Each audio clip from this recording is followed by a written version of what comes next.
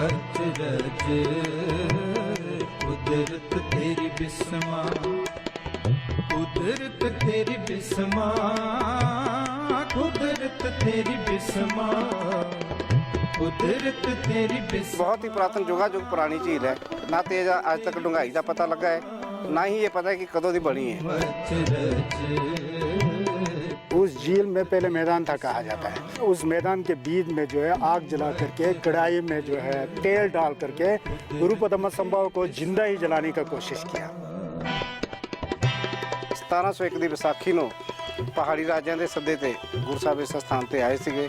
1 ਮਹੀਨਾ 2 ਦਿਨ ਇਸ ਜਗ੍ਹਾ ਤੇ ਨਿਵਾਸ ਕੀਤਾ, ਜਿਸ ਕਰਕੇ ਸਿੱਖ ਧਰਮ ਦਾ ਇਸ ਜਗ੍ਹਾ ਦੇ ਨਾਲ ਸੰਬੰਧ ਹੈ।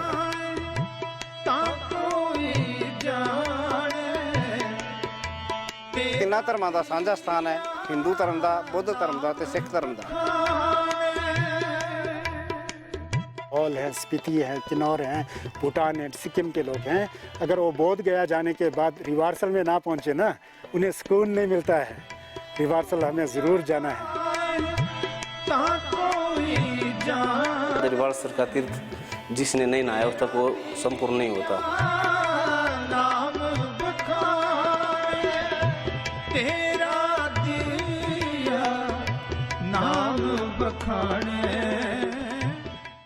ਹਿਮਾਚਲ ਦੇ ਮੰਡੀ ਤੋਂ ਤਕਰੀਬਨ 25 ਕਿਲੋਮੀਟਰ ਦੂਰ ਵਸਿਆ ਪੁਰਾਤਨ ਤੇ ਇਤਿਹਾਸਕ ਸ਼ਹਿਰ ਰਿਵਾਲਸਰ।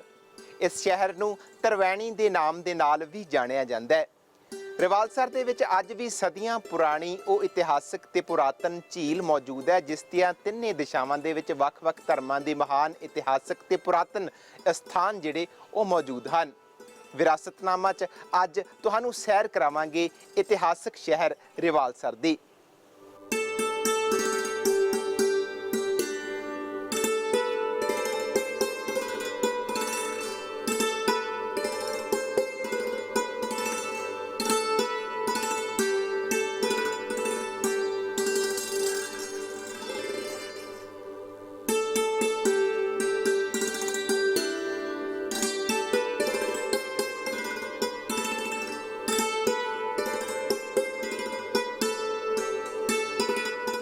ਕੁਦਰਤ ਦੀ ਗੋਦ 'ਚ ਵਸਿਆ ਰਮਣੀਕ ਇਤਿਹਾਸਕ ਨਗਰ ਰਿਵਾਲਸਰ। ਕੁੱਗ ਵਾਸਤੇ ਪਹਾੜੀ ਖੇਤਰ ਮੰਡੀ ਤੋਂ 25 ਕਿਲੋਮੀਟਰ ਦੀ ਦੂਰੀ ਤੇ ਵਸਿਆ ਰਿਵਾਲਸਰ, ਜਿੱਥੇ ਸਦੀਆਂ ਪੁਰਾਣੀ ਇਤਿਹਾਸਕ ਝੀਲ ਮੌਜੂਦ ਹੈ। ਇਸ ਝੀਲ ਦੀ ਡੂੰਘਾਈ ਦਾ ਅੱਜ ਤੱਕ ਨਹੀਂ ਪਤਾ ਲੱਗ ਸਕਿਆ ਤੇ ਨਾ ਹੀ ਇਸ ਝੀਲ ਦਾ ਕੋਈ ਤਾਲ ਹੈ।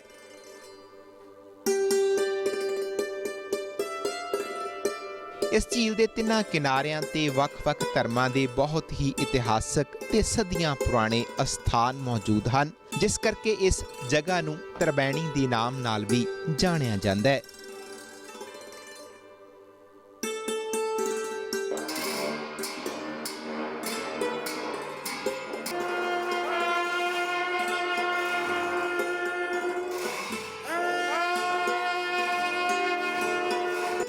ਰਿਵਾਲਸਰ ਦੀ ਧਰਤੀ ਬਹੁਤ ਹੀ ਰਮਣੀਕ ਧਰਤੀ ਹੈ, ਜਿੱਥੇ ਕੁਦਰਤੀ ਨਜ਼ਾਰੇ ਮਨ ਮੋਹ ਲੈਂਦੇ ਹਨ। ਇਸੇ ਧਰਤੀ ਤੇ ਪਵਿੱਤਰ ਮੰਨੀ ਜਾਂਦੀ ਝੀਲ ਦੇ ਕੰਢੇ ਤੇ ਬੁੱਧ ਧਰਮ ਦਾ ਸਦੀਆਂ ਪੁਰਾਣਾ ਅਸਥਾਨ ਸੁਭਾਈਮਾਨ ਹੈ, ਜਿੱਥੇ ਬੁੱਧ ਧਰਮ ਦੇ ਗੁਰੂ ਪਦਮਸੰਭਵ ਜੀ ਨੇ ਤਪ ਕੀਤਾ। ਇਸ ਅਸਥਾਨ ਤੇ ਬੁੱਧ ਧਰਮ ਦੇ ਅਨੁਯਾਈ ਸੰਸਾਰ ਭਰ ਤੋਂ ਦਰਸ਼ਨਾਂ ਦੇ ਲਈ ਆਉਂਦੇ ਹਨ। 500 ਸਾਲ ਪੁਰਾਣੇ ਬੁੱਧ ਧਰਮ ਦੇ ਇਸ ਮਹਾਨ ਅਸਥਾਨ ਦੀ ਲੋਕਾਂ 'ਚ ਬਹੁਤ ਜ਼ਿਆਦਾ ਮਾਨਤਾ ਹੈ। ਬੋਧ ਗਿਆ ਤੋਂ ਬਾਅਦ ਬੋਧੀ ਧਰਮ ਦੇ ਲੋਕ ਇਸ ਅਸਥਾਨ ਨੂੰ ਮਾਨਤਾ ਦਿੰਦੇ ਹਨ ਤੇ ਮਹਾਨ ਤੀਰਥ ਮੰਨਦੇ ਹਨ।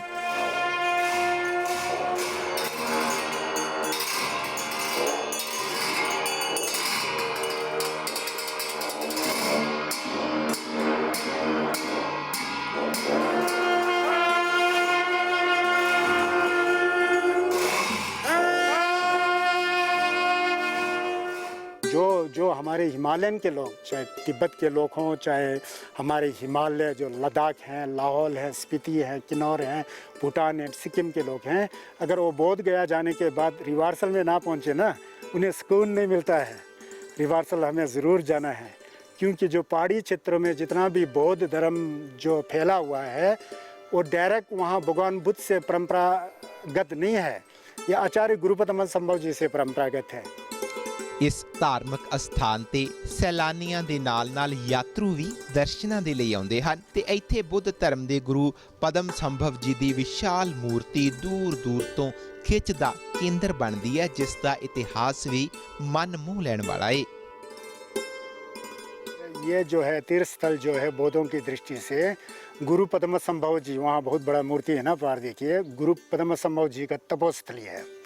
वो 8वीं शताब्दी में जिस गुरु ने, जो भारत के महान गुरु थे, भारत के महान गुरु, संभवतः कहा जाता है कि वो नालंदा विश्वविद्यालय में तंत्र विभाग के जो है आचार्य थे, प्राचार्य थे, ऐसा कहा जाता है। उन्होंने तिब्बत में जा कर के बौद्ध धर्म का स्थापना, जो आज हमारे तिब्बती बंधुगण जो है बौद्ध धर्मावलंबी हैं, इन्हीं की बदौलत हैं आचार्य गुरु पद्म संभव। उन गुरु पद्म संभव ने इस रिवर्सल के स्थल पर 8वीं शताब्दी में तप किया था। तो ऊपर पहाड़ियों में गुफा है, ऊपर वहाँ पहाड़ियों में गुफा है, तो वहाँ पर तप किया करते थे। तो भारतीय भाषा में तो उनका इतिहास अंकित नहीं है, तो ये सारी इतिहास जो है तिब्बती भाषा में मिलता है, क्योंकि उनका मेन कार्य क्षेत्र जो था धर्म का तो तिब्बत में रहा था। तिब्बतियों ने उनका जीवनी पूरा तिब्बती भाषा में जो है वो किया, संपादित किया गया है। तो उसमें कहा जाता है कि उन दिनों में इस क्षेत्र का नाम जाहौर था, जाहौर क्षेत्र था, और यहाँ के महाराज जी का नाम जो है अर्शधर था, अर्शधर कहा जाता है। चुगला जिम्बा बोलते हैं बोटी भाषा में। उनकी बेटी थी मंदरवा, मंदरवा एक फूल का नाम है, देवलोक के फूल का, उनका एक सुंदर बेटी थी। वो भी सांसारिक गतिविधियों से थक करके वैराग्य को उत्पन्न करके इन्हीं पहाड़ियों में कहीं घूम रही थी, धार्मिक दृष्टि से लिए तप करने के लिए। क्या है, उन्हीं दिनों में आचार्य गुरु पद्म संभव जी जो है यहाँ आए थे। यहाँ आके दोनों का मिलन होता है। ऊपर गुफा में जो है पद्म संभव जी ने, आचार्य पद्म संभव जी ने, जो तिब्बती वासियों के लिए तो द्वितीय गुरु मानते हैं, उनको द्वितीय बुद्ध मानते हैं, तो उनके द्वारा ही बौद्ध धर्म की, उनके साथ वहाँ पर उन्होंने ज्ञान अर्जित किया मंदरवा ने, और जौहर जो महाराज थे अर्शधर, उनकी पुत्री ने। तो वहाँ गडरिये लोग होते होंगे पहाड़ियों में, गाय चराने वाले गडरिये लोग, उन्होंने देख लिया तो उनके मन में जो वहम आ जाए, आप जानते हैं कि संसारिक दृष्टि से जो है गलत उसका व्याख्या करते हैं। फिर उन्होंने राजा को शिकायत किया, तो राजा को बहुत गुस्सा आया। उन्होंने अपने मंत्री संतरी को भेजा, तो देखा कि वहाँ एक बाबा जैसे दिखते होंगे आचार्य गुरु पद्म, उनके साथ वहाँ कुछ उल्टा क्रीड़ा करते हैं बोल के ऐसा भ्रम हो गया। ऐसा भ्रम होने पर जो है फिर उन्होंने जो है मंत्रियों को आदेश दिया कि उसको पकड़ो, पकड़ के नीचे लाओ रस्सी से बांध करके। जो यहाँ झील बना हुआ है, देखिए पार झील बना हुआ है ना, ये झील बनाया हुआ है। उस झील में पहले मैदान था कहा जाता है, वहाँ पर उस झील, उस मैदान के बीच में जो है आग जला करके कढ़ाई में जो है तेल डाल करके गुरु पद्म संभव को जिंदा ही जलाने का कोशिश किया। और अपनी पुत्री जो मंदरवा थी उसको मंडी में ले जाके, आजकल एक खुआ रानी नाम के एक जगह है, वहाँ पर उनको बंद करा के, वहाँ पर खाना पीना नहीं दे करके, वहाँ पर जो है उसको जेल में कर दिया। अपनी पुत्री को खाना पीना नहीं दे के बंद कर दिया बोलता है। फिर वहाँ पर गुरु पद्म संभव जी को यहाँ जलाया गया। जो जला करके मंत्री लोग चले गए, कहते हैं अर्शधर के जो महाराज अर्शधर थे ना, उनके मंत्री संतरी जो भी है चले गए। तो कहा जाता है कि उसमें ऐसा लिखा है, पेमा कथंग बोल के तिब्बतन भाषा में उनका हिस्ट्री अंकित है गुरु पद्म संभव जी का। तो कहा जाता है कि वो 7-8 दिन हुआ तो फिर भी धुआं निकल रहा, आकाश में खूब धुआं ही धुआं। फिर लोग आश्चर्य हो गए, इतना दिन आग नहीं बुझाया, क्या हो गया बोल के उन्होंने दोबारा यहाँ देखने के लिए भेजा। जब देखने के लिए यहाँ भेजा था तो वो कढ़ाई वाला तेल जो है झील में परिवर्तित हुआ है। उस झील में परिवर्तित होकर बीच में जो गुरु को जिंदा जलाए थे, वो जो है झील के बीच में कमल के फूल के ऊपर बिल्कुल एक जवान राजा की तरह पूरा आलीशान, पूरा रश्मियों से, किरणों से पूरा आवृत होकर के ऐसा दिखाई दिया। तो हैरान हो गया, जा करके मंडी में जा करके उन दिनों के राजा जो थे अर्शधर, उनके वहाँ गए तो वो राजा खुद आया, यहाँ देखा कि पूरा परिवर्तित हो चुका है। फिर तो उसे पश्चाताप हुआ, मैंने कुछ गलत कार्य किया, पाप का कार्य किया। फिर चारों दिशाओं में गया तो पूरा किरणों से आवृत इंद्रधनुष के बीच में ऐसे कमल के फूल पर ऐसे गुरुजी विराजमान थे। इस तरह राजे ਨੂੰ ਆਪਣੀ ਗਲਤੀ ਦਾ ਅਹਿਸਾਸ ਹੋਇਆ ਤੇ ਉਸ ਵੱਲੋਂ ਮਾਫੀਆਂ ਮੰਗੀਆਂ ਗਈਆਂ ਕਿ ਉਸ ਨੂੰ ਉਸ ਦੀ ਗਲਤੀ ਦੀ ਮੁਆਫੀ ਦਿੱਤੀ ਜਾਵੇ। ਤਾਂ ਗੁਰੂ ਪਦਮ ਸੰਭਵ ਜੀ ਨੇ ਰਾਜੇ ਨੂੰ ਫਿਟਕਾਰਾਂ ਪਾਈਆਂ ਤੇ ਰਾਜੇ ਨੂੰ ਆਪਣੀ ਗਲਤੀ ਦਾ ਅਹਿਸਾਸ ਹੁੰਦਿਆਂ ਵੇਖ ਗੁਰੂ ਪਦਮ ਸੰਭਵ ਨੇ ਉਸ ਨੂੰ ਮੁਆਫ ਕਰ ਦਿੱਤਾ। ਰਾਜੇ ਦੀ ਖੁਸ਼ੀ ਦਾ ਕੋਈ ਠਿਕਾਣਾ ਨਾ ਰਿਹਾ ਤੇ ਉਸਨੇ ਆਪਣਾ ਮੁਕਟ ਗੁਰੂ ਪਦਮ ਸੰਭਵ ਨੂੰ ਪੇਂਟ ਕਰ ਸਿਰ ਤੇ ਸਜਾ ਦਿੱਤਾ। ਅੱਜ ਵੀ ਉਹਨਾਂ ਦੀ ਵਿਸ਼ਾਲ ਮੂਰਤੀ ਰਿਵਾਲਸਰ 'ਚ ਮੌਜੂਦ ਹੈ, ਜੋ ਪਹਾੜੀ ਖੇਤਰ ਦੇ ਕਈ ਕਿਲੋਮੀਟਰ ਦੂਰ ਤੋਂ ਹੀ ਦਿਖਾਈ ਦਿੰਦੀ ਹੈ, ਜਿਸ ਨੂੰ ਬੋਧੀ ਧਰਮ ਦੇ ਲੋਕ ਚਮਤਕਾਰੀ ਤਪੋਸਥਲ ਦੇ ਨਾਮ ਨਾਲ ਵੀ ਸੰਬੋਧਨ ਕਰਦੇ ਹਨ। ਬੋਧੀ ਧਰਮ ਦੇ ਪ੍ਰਮੁੱਖ ਆਗੂ ਵੀ ਸਮੇਂ-ਸਮੇਂ ਇਸ ਸਥਾਨ ਤੇ ਆਉਂਦੇ ਰਹਿੰਦੇ ਹਨ। होलीनेस दलाई लामा, परम पावन दलाई लामा जी और पेंशन रिम्पोचे जी हुआ करते थे। जब तिब्बत नहीं छूटा था तो उससे 1956 में 1959 में यहाँ है ना 56 की 57 में, क्योंकि मंडी में जो तारना देवी है एक पहाड़ के ऊपर, वो तारना देवी में वहाँ लिखा हुआ था, मैं जाता हूँ वहाँ दर्शन करने। कहा यह जाता है कि मंडी राजा को जब पश्चाताप हुआ ना, यहाँ से जो है गुरु को वहाँ बुला के तारना देवी के जो पर्वत है वहाँ पर उनसे धर्म चक्र प्रवर्तन कराया था, मतलब धर्म देशना के लिए उन्हें अनुरोध किया था। तो गुरुजी ने धर्म का देशना किया। वो तारना मंदिर जो आजकल एक देवी है वहाँ पर, रौद्र रूप की देवी है। यहाँ हिंदू सनातनी लोग बहुत मानते हैं, हम लामा लोग और हम लोग भी जाते हैं। जो भी बड़े बड़े गुरु आते हैं, कर्मापा जी आते हैं, ये होलीनेस दलाई लामा जी, सब वहाँ जाके वो करते हैं। ਹਰ ਸਾਲ ਵਿਸ਼ੇਸ਼ ਸਮਾਗਮਾਂ ਦੇ ਨਾਲ-ਨਾਲ ਬੁੱਧ ਧਰਮ ਦੇ ਲੋਕਾਂ ਵੱਲੋਂ ਇੱਕ ਵਿਸ਼ਾਲ ਮੇਲਾ ਵੀ ਭਰਦਾ ਹੈ, ਜਿਸ ਨੂੰ ਸ਼ੇਸ਼ੂ ਮੇਲੇ ਦੇ ਨਾਮ ਦੇ ਨਾਲ ਵੀ ਜਾਣਿਆ ਜਾਂਦਾ ਹੈ।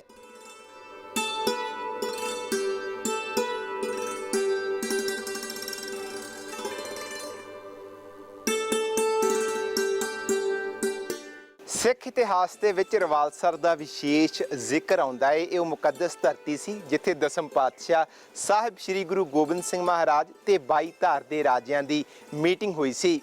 ਦਸਮ ਪਾਤਸ਼ਾਹ ਸਾਹਿਬ ਸ੍ਰੀ ਗੁਰੂ ਗੋਬਿੰਦ ਸਿੰਘ ਮਹਾਰਾਜ ਨੇ ਇਸ ਮੁਕੱਦਸ ਧਰਤੀ ਤੇ ਭਾਗ ਲਾਏ ਤੇ ਕਰੀਬ 1 ਮਹੀਨਾ ਨਿਵਾਸ ਕੀਤਾ ਤੇ ਇੱਥੇ ਰਹਿੰਦੇ ਹੋਏ ਅਨੇਕਾਂ ਹੀ ਕੌਤਕ ਵਰਤਾਏ।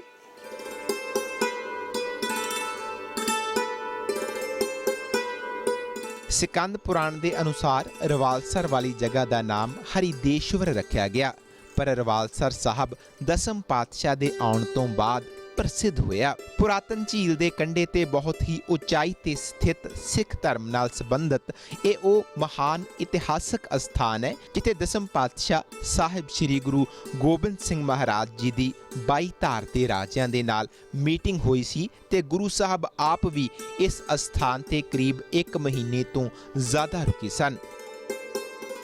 ਸਿੱਖ ਧਰਮ ਦਾ ਗੁਰੂ ਗੋਬਿੰਦ ਸਿੰਘ ਮਹਾਰਾਜ ਦੇ ਆਉਣ ਤੋਂ ਬਾਅਦ ਇਸ ਜਗ੍ਹਾ ਤੇ ਦੇ ਨਾਲ ਸੰਬੰਧ ਹੈ, ਕਿਉਂਕਿ ਪਹਿਲੇ ਤਾਂ ਸਿੱਖ ਧਰਮ ਦੇ ਨਾਲ ਕੋਈ ਸੰਬੰਧ ਨਹੀਂ ਸੀਗਾ, ਪਰ 1701 ਦੀ ਵਿਸਾਖੀ ਨੂੰ ਪਹਾੜੀ ਰਾਜਿਆਂ ਦੇ ਸੱਦੇ ਤੇ ਗੁਰੂ ਸਾਹਿਬ ਇਸ ਸਥਾਨ ਤੇ ਆਏ ਸੀਗੇ।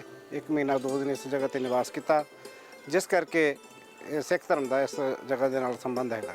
ਜਦੋਂ ਔਰੰਗਜ਼ੇਬ ਹਿੰਦੁਸਤਾਨ ਤੇ ਜ਼ੁਲਮ ਅਤਿਆਚਾਰ ਕਰ ਰਿਹਾ ਸੀਗਾ, ਉਸ ਵਕਤ ਔਰੰਗਜ਼ੇਬ ਨੇ 22 ਧਾਰ ਦੇ ਪਹਾੜੀ ਰਾਜਿਆਂ ਨੂੰ ਕਿਹਾ ਕਿ ਤੁਸੀਂ ਗੁਰੂ ਗੋਬਿੰਦ ਸਿੰਘ ਨੂੰ ਜਿੰਦਾ ਜਾਂ ਮੁਰਦਾ ਫੜ ਕੇ ਮੇਰੇ ਹਵਾਲੇ ਕਰ ਦਿਓਗੇ ਤੇ ਜਿਹੜੀ ਤੁਹਾਡੀ ਰਿਆਸਤਾਂ ਸਦਾ ਵਾਸਤੇ ਆਜ਼ਾਦ ਕਰ ਦੇਵਾਂਗਾ, ਜਿਹੜਾ ਇਹਨਾਂ ਤੋਂ ਟੈਕਸ ਲੈਂਦਾ ਸਦਾ ਵਾਸਤੇ ਮਾਫ ਕਰ ਦੇਵਾਂਗਾ। ਪਹਾੜੀ ਰਾਜਿਆਂ ਨੇ ਬਿਉਂਤ ਬਣਾ ਕੇ ਗੁਰੂ ਸਾਹਿਬ ਨੂੰ ਇਸ ਸਥਾਨ ਤੇ ਧੋਖੇ ਨਾਲ ਬੁਲਾਇਆ। ਬਿਲਾਸਪੁਰ ਦੇ ਰਾਜੇ ਭੀਮਚੰਦ ਦੇ ਵਜ਼ੀਰ ਪਰਮਾਨੰਦ ਰਾਹੀਂ ਗੁਰੂ ਸਾਹਿਬ ਨੂੰ ਅਨੰਦਪੁਰ ਸਾਹਿਬ ਇਹਨਾਂ ਨੇ ਸੁਨੇਹਾ ਪੱਤਰ ਭੇਜਿਆ, ਜਿਸ 'ਚ ਇਹਨਾਂ ਨੇ ਕਿਹਾ ਕਿ ਸਾਡੇ ਪਹਾੜਾਂ ਦੇ ਵਿੱਚ ਕਿਹੋ ਜਿਹਾ ਸਥਾਨ ਹੈ ਜਿੱਥੇ ਕਿ ਹਰ ਸਾਲ ਵਿਸਾਖੀ ਦਾ ਮੇਲਾ ਭਰਦਾ ਹੈ। ਆਪ ਜੀ ਵੀ ਆਵੋ ਦਰਸ਼ਨ ਦਿਓ, ਅਸੀਂ ਆਪਸ ਦੇ ਵਿੱਚ ਬੈਠ ਕੇ ਵਿਚਾਰ ਵਟਾਂਦਰਾ ਕਰਾਂਗੇ, ਔਰੰਗਜ਼ੇਬ ਦੇ ਨਾਲ ਟੱਕਰ ਲੈਣ ਲਈ ਸਲਾਹ ਮਸ਼ਵਰਾ ਕਰਾਂਗੇ। ਕਿਉਂਕਿ ਇਹ ਜਿਹੜਾ ਸਥਾਨ ਸੀਗਾ ਚਾਰੋਂ ਪਾਸਿਓਂ ਪਹਾੜੀਆਂ ਨਾਲ ਘਿਰਿਆ ਹੋਇਆ ਸੀਗਾ। ਜਿਹੜਾ ਇੱਕ ਵਾਰੀ ਅੰਦਰ ਐਂਟਰ ਕਰ ਜਾਂਦਾ ਸੀ ਉਹ ਬਾਹਰ ਛੇਤੀ ਕਿਤੇ ਜਾ ਨਹੀਂ ਸਕਦਾ ਸੀਗਾ, ਤੇ ਇਹਨਾਂ ਇਸ ਸਥਾਨ ਤੇ ਗੁਰੂ ਸਾਹਿਬ ਨੇ ਧੋਖੇ ਨਾਲ ਬੁਲਾਇਆ। ਗੁਰੂ ਸਾਹਿਬ ਨੇ ਆਉਣਾ ਸਵੀਕਾਰ ਕਰ ਲਿਆ। 1701 ਦੀ ਵਿਸਾਖੀ ਵਾਲੇ ਦਿਨ ਸਮੇਤ ਪਰਿਵਾਰ 500 ਸਿੰਘ ਘੋੜਸਵਾਰ ਤਿਆਰ ਨਾਲ ਲੈ ਕੇ ਗੁਰੂ ਸਾਹਿਬ ਇਸ ਸਥਾਨ ਤੇ ਪਹੁੰਚੇ। ਜਦੋਂ ਰਾਜਿਆਂ ਨੇ ਦੇਖਿਆ ਕਿ ਗੁਰੂ ਸਾਹਿਬ ਤੇ ਪੂਰੀ ਤਿਆਰੀ ਨਾਲ ਆਏ ਨੇ, ਕਿਉਂਕਿ ਗੁਰੂ ਸਾਹਿਬ ਨੇ ਸਾਰੀਆਂ ਜੰਗਾਂ ਜਿੱਤੀਆਂ ਸੀਗੀਆਂ, ਕੋਈ ਇਹੋ ਜਿਹੀ ਜੰਗ ਨਹੀਂ ਸੀ ਜਿੱਥੇ ਗੁਰੂ ਸਾਹਿਬ ਨੇ ਹਾਰ ਸਵੀਕਾਰ ਕੀਤੀ ਹੋਵੇ, ਤੇ ਜਿਸ ਕਰਕੇ ਰਾਜੇ ਕਈ ਨੱਠਣ ਲੱਗੇ ਵਿੱਚੋਂ ਦੇਖ ਕੇ। ਫਿਰ ਗੁਰੂ ਸਾਹਿਬ ਨੇ ਰਾਜਿਆਂ ਨੂੰ ਕਿਹਾ ਕਿ ਜਿਸ ਕਾਰਜ ਵਾਸਤੇ ਤੁਸੀਂ ਸਾਨੂੰ ਬੁਲਾਇਆ ਸੀ, ਆਓ ਅਸੀਂ ਆਪਸ ਦੇ ਵਿੱਚ ਬੈਠ ਕੇ ਵਿਚਾਰ ਵਟਾਂਦਰਾ ਕਰਦੇ ਹਾਂ, ਔਰੰਗਜ਼ੇਬ ਦੇ ਨਾਲ ਟੱਕਰ ਲੈਣ ਲਈ ਸਲਾਹ ਮਸ਼ਵਰਾ ਕਰਦੇ ਹਾਂ। ਤੇ ਗੁਰੂ ਸਾਹਿਬ ਨੇ ਅੰਮ੍ਰਿਤ ਦਾ ਬਾਟਾ ਵੀ ਇਸ ਸਥਾਨ ਤੇ ਵਿਸਾਖੀ ਵਾਲੇ ਦਿਨ ਤਿਆਰ ਕੀਤਾ ਤੇ ਰਾਜਿਆਂ ਨੂੰ ਕਿਹਾ ਇਸ ਅੰਮ੍ਰਿਤ ਦੇ ਵਿੱਚ ਇੰਨੀ ਤਾਕਤ ਹੈ, ਤੁਸੀਂ ਕੱਲਾ ਸਵਾ ਲੱਖ ਦੇ ਨਾਲ ਟਾਕਰਾ ਕਰ ਸਕਦੇ ਹੋ। ਫਿਰ ਰਾਜੇ ਕਹਿਣ ਲੱਗੇ ਕਿ ਅਸੀਂ ਤੇ ਉੱਚੀ ਜਾਤਾਂ ਦੇ ਰਾਜਪੂਤ ਰਾਣਿਆਂ ਨੀਵੀਂ ਜਾਤਾਂ ਦੇ ਵਿੱਚ ਬਹਿ ਕੇ ਅੰਮ੍ਰਿਤ ਨਹੀਂ ਛਕ ਸਕਦੇ, ਜੇ ਸਾਡੇ ਵਾਸਤੇ ਵੱਖਰਾ ਬਾਟਾ ਅੰਮ੍ਰਿਤ ਦਾ ਤਿਆਰ ਕਰੋਗੇ ਤਾਂ ਅਸੀਂ ਅੰਮ੍ਰਿਤ ਛਕਾਂਗੇ। ਗੁਰੂ ਸਾਹਿਬ ਨੇ ਕਿਹਾ ਕਿ ਸਾਡਾ ਤੇ ਮਿਸ਼ਨ ਇੱਕ ਸੰਗਤ ਇੱਕ ਪੰਗਤ ਦਾ ਹੈ, ਜਿਸ ਨੂੰ ਲੋੜ ਹੈ ਛਕੇ, ਜਿਸ ਨੂੰ ਨਹੀਂ ਲੋੜ ਨਾ ਛਕੇ। 1 ਮਹੀਨਾ 2 ਦਿਨ ਗੁਰੂ ਸਾਹਿਬ ਇਸ ਸਥਾਨ ਤੇ ਰਹੇ ਆ। ਬਾਕੀ ਇਹ ਤਿੰਨਾਂ ਧਰਮਾਂ ਦਾ ਸਾਂਝਾ ਸਥਾਨ ਹੈ, ਹਿੰਦੂ ਧਰਮ ਦਾ, ਬੁੱਧ ਧਰਮ ਦਾ ਤੇ ਸਿੱਖ ਧਰਮ ਦਾ। ਦਸਮ ਪਾਤਸ਼ਾਹ ਜਦੋਂ ਇਸ ਥਾਂ ਤੇ ਆਏ ਤਾਂ ਇੱਥੇ 2 ਕਬੀਲੇ ਰਿਹਾ ਕਰਦੇ ਸਨ, ਜਿਨ੍ਹਾਂ ਚੋਂ ਇੱਕ ਰਿਸ਼ੀਆਂ ਮੁਨੀਆਂ ਦਾ ਤੇ ਦੂਸਰਾ ਸੀ ਜੱਛਾਂ ਦਾ। ਜਦੋਂ ਵੀ ਕੋਈ ਰਿਸ਼ੀ ਮੁਨੀ ਤਪ ਕਰਦਾ ਤਾਂ ਜੱਛਾਂ ਦਾ ਸਰਦਾਰ ਕੁਬੇਰ ਉਹਨਾਂ ਨੂੰ ਤੰਗ ਪਰੇਸ਼ਾਨ ਕਰਦਾ, ਜਿਸ ਬਾਰੇ ਦਸਮ ਪਾਤਸ਼ਾਹ ਨੂੰ ਜਦੋਂ ਪਤਾ ਲੱਗਾ ਤਾਂ ਉਸ ਦਾ ਆਧਾਰ ਵੀ ਦਸਮ ਪਾਤਸ਼ਾਹ ਨੇ ਕੀਤਾ। ਜਦੋਂ ਗੁਰੂ ਸਾਹਿਬ ਇੱਥੇ ਆਏ ਉਸ ਵਕਤ ਇੱਥੇ ਇਤਿਹਾਸ ਦੇ ਮੁਤਾਬਕ 2 ਕਬੀਲੇ ਰਹਿੰਦੇ ਸੀ, ਇੱਕ ਰਿਸ਼ੀ ਮੁਨੀਆਂ ਦਾ, ਇੱਕ ਜੱਛਾਂ ਦਾ। ਜੱਛਾਂ ਦਾ ਜਿਹੜਾ ਕੁਬੇਰ ਸਰਦਾਰ ਸੀਗਾ ਕੁਬੇਰ ਨਾਂ ਦਾ, ਉਹ ਜਦੋਂ ਵੀ ਰਿਸ਼ੀ ਮੁਨੀ ਕੋਈ ਹੋਮ ਜਗ ਤਪ ਕਰਦੇ ਸੀ ਉਹ ਸੰਪੂਰਨ ਨਹੀਂ ਹੋਣ ਦਿੰਦਾ ਸੀ, ਵਿੱਚ ਵਿਘਨ ਪਾਉਂਦਾ ਸੀਗਾ, ਉਹਨਾਂ ਨੂੰ ਪਰੇਸ਼ਾਨ ਕਰਦਾ ਸੀਗਾ। ਸਾਰੇ ਹੀ ਦੁਖੀ ਸਨ। ਉਹਨਾਂ ਨੇ ਗੁਰੂ ਸਾਹਿਬ ਅੱਗੇ ਫਰਿਆਦ ਕੀਤੀ ਰਿਸ਼ੀ ਮੁਨੀਆਂ ਨੇ ਕਿ ਸਾਨੂੰ ਇਹਦੇ ਕੋਲੋਂ ਮੁਕਤੀ ਦਿਵਾਓ। ਉਸ ਵਕਤ ਗੁਰੂ ਸਾਹਿਬ ਨੇ ਆਪਣੇ 5 ਸਿੰਘ ਨੂੰ ਬੁਲਾਉਣ ਵਾਸਤੇ ਭੇਜੇ। ਉਸਨੇ ਆਉਣ ਤੋਂ ਇਨਕਾਰ ਕਰ ਦਿੱਤਾ, ਹੰਕਾਰਿਆ ਸੀਗਾ, ਕਹਿੰਦਾ ਕਿ ਜਿਸ ਨੂੰ ਮੇਰੇ ਨਾਲ ਮਿਲਣ ਦੀ ਲੋੜ ਹੈ ਆਪ ਆ ਕੇ ਮਿਲੇ। ਫਿਰ ਉਸ ਵਕਤ ਜਿਸ ਸਥਾਨ ਤੇ ਮਹਾਰਾਜ ਦਾ ਪ੍ਰਕਾਸ਼ ਅੰਦਰ ਪਾਲਕੀ ਸਾਹਿਬ ਬਣੀ ਹੋਈ ਹੈ, ਇਸ ਸਥਾਨ ਤੇ ਇੱਕ ਸ਼ਿਲਾ ਸੀਗੀ, ਪੱਥਰ ਸੀਗਾ, ਜਿੱਥੇ ਮਹਾਰਾਜ ਨੇ ਆਪਣਾ ਆਸਣ ਲਾਇਆ ਸੀਗਾ, ਬੈਠੇ ਸੀ, ਉੱਚੀ ਜਗ੍ਹਾ ਤੇ ਸੀਗਾ। ਗੁਰੂ ਸਾਹਿਬ ਉਸ ਸਥਾਨ ਤੇ ਬੈਠੇ ਹੋਏ ਸੀ। ਉੱਥੇ ਬੈਠੇ ਬੈਠੇ ਆਪਣੇ ਧਨੁਖ ਤੇ ਤੀਰ ਚਲਾਇਆ ਨਹੀਂ ਸੀਗਾ। ਉਸ ਵਕਤ ਕਹਿੰਦੇ ਐਸਾ ਭਾਣਾ ਵਰਤਿਆ ਕਿ ਪਹਾੜੀਆਂ ਦੇ ਵਿੱਚ ਬਹੁਤ ਭਿਅੰਕਰ ਗਰਜਨਾ ਦੀ ਆਵਾਜ਼ ਹੋਈ, ਜਿਸ ਦੇ ਨਾਲ ਉਹ ਕੁਬੇਰ ਨੇ ਦੇਖਿਆ ਕਿ ਕੋਈ ਅਵਤਾਰੀ ਪੁਰਖ ਹੀ ਹੈ। ਉਹ ਆ ਕੇ ਮਹਾਰਾਜ ਚੱਲਣੀ ਪੈ ਗਿਆ ਤੇ ਬੇਨਤੀ ਕੀਤੀ ਕਿ ਮੇਰੇ ਕੋਲ 10,000 ਡਰਾਵਣੀ ਰਾਖਸ ਫੌਜ ਹੈ, ਜੇ ਆਪ ਜੀ ਨੂੰ ਲੋੜ ਹੈ ਤਾਂ ਆਪਣੀ ਫੌਜ ਵਿੱਚ ਸ਼ਾਮਲ ਕਰ ਲਵੋ, ਜੰਗਾਂ ਯੁੱਧਾਂ ਦੇ ਵਿੱਚ ਕੰਮ ਆਏਗੀ।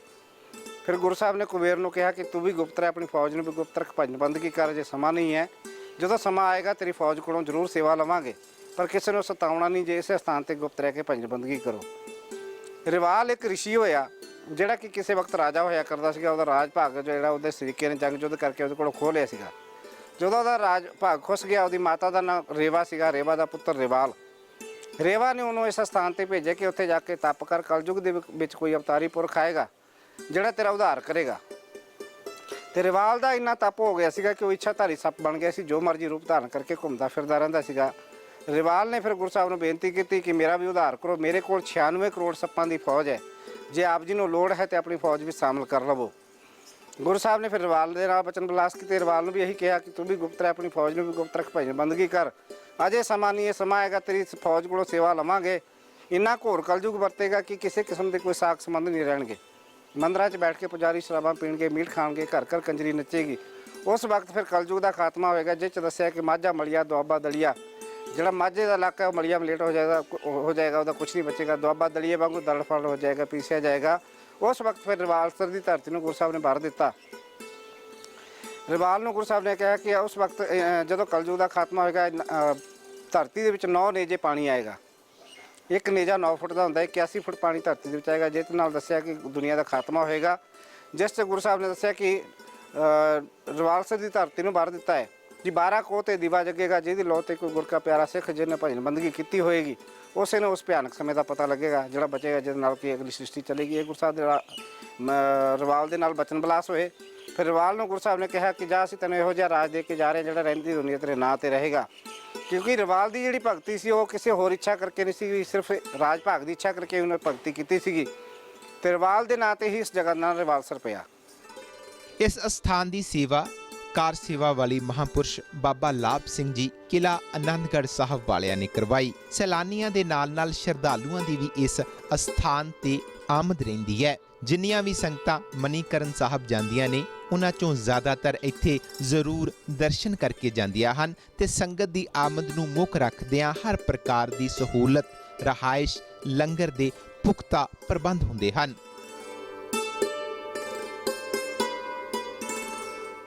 ਰਵਾਲਸਰ ਦੀ ਧਰਤੀ ਨੂੰ ਜਿੱਥੇ ਦਸਮ ਪਾਤਸ਼ਾਹ ਸਾਹਿਬ ਸ੍ਰੀ ਗੁਰੂ ਗੋਬਿੰਦ ਸਿੰਘ ਮਹਾਰਾਜ ਜੀ ਦੀ ਮੁਬਾਰਕ ਚਰਨ ਛੋਹ ਪ੍ਰਾਪਤ ਹੈ, ਉੱਥੇ ਹੀ ਹਿੰਦੂ ਧਰਮ ਦੇ ਨਾਲ ਸੰਬੰਧਿਤ ਵੀ ਇੱਥੇ ਇਤਿਹਾਸਕ ਅਸਥਾਨ ਮੌਜੂਦ ਹਨ ਜੋ ਆਏ ਸੈਲਾਨੀਆਂ ਦੇ ਲਈ ਖਿੱਚ ਦਾ ਕੇਂਦਰ ਬਣਦੇ ਹਨ।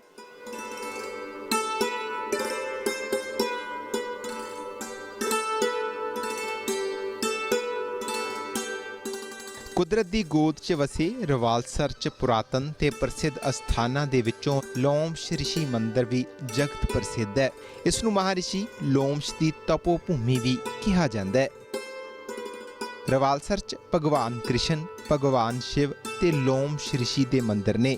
ਲੋਮ ਸ਼੍ਰਿਸ਼ੀ ਨੇ ਸ਼ਿਵ ਜੀ ਦੇ ਉਦੇਸ਼ ਲਈ ਰਵਾਲਸਰ 'ਚ ਤਪੱਸਿਆ ਕੀਤੀ ਸੀ।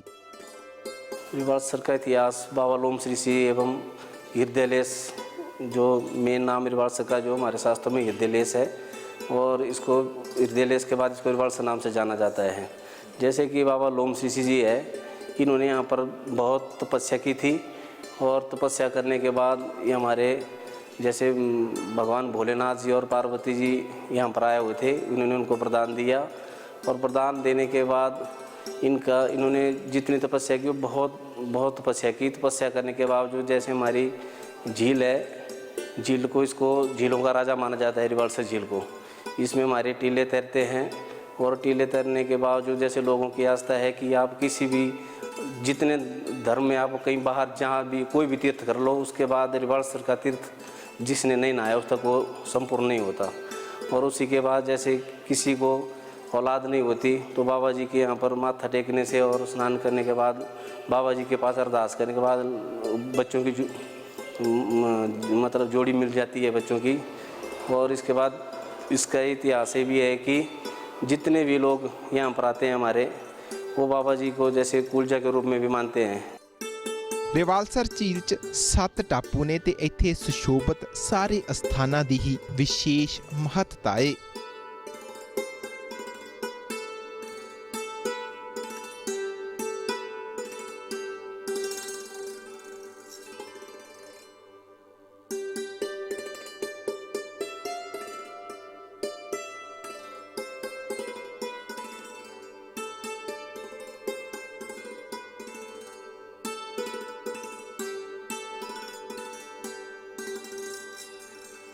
ਵਿਰਾਸਤਨਾਮਾ 'ਚ ਅੱਜ ਅਸੀਂ ਤੁਹਾਨੂੰ ਸੈਰ ਕਰਵਾਈ ਪ੍ਰਸਿੱਧ ਇਤਿਹਾਸਕ ਤੇ ਪੁਰਾਤਨ ਸ਼ਹਿਰ ਰਿਵਾਲਸਰ ਦੀ।